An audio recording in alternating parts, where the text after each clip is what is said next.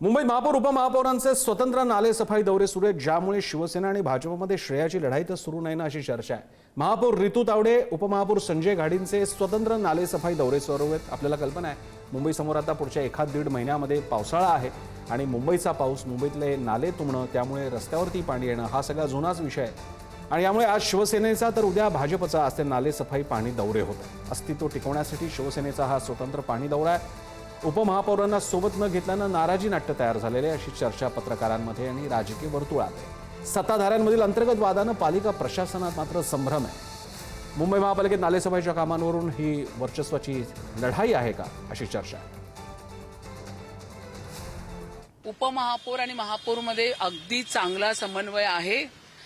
आम्हाला कुठल्याही परिस्थितीत 31 मे पर्यंत 80% नाले सफाई करायची आहे। आता ह्याच्यामध्ये समन्वय आहे म्हणूनच तर आम्ही एकमेकांना सांगितले, मी जर पूर्व उपनगर घेते तर तुम्ही पश्चिम घ्या, मी जर बोरिवली साईड घेते तर तुम्ही उत्तर मुंबई घ्या, तुम्ही दक्षिण मुंबई घ्या।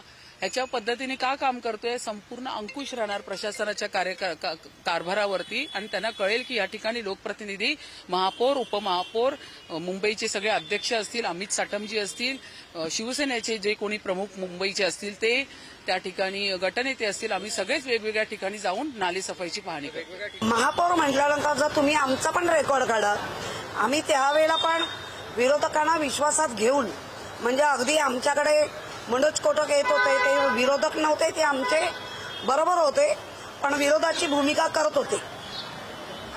मग प्रभाकर शिंदे असतील किंवा रवी राजा असेल किंवा आता त्या जाधव, राखी जाधव, विचारा त्यांना, त्या तिकडेच बसले जातात। असं कधीही राजकारण एवढ्या टोकाला लावून होत नव्हतं। राजकारण सगळेच करतात, वाटेल तशा तारखा बदलतायत, वाटेल त्या आणि लोकांचं खच्चीकरण करतायत।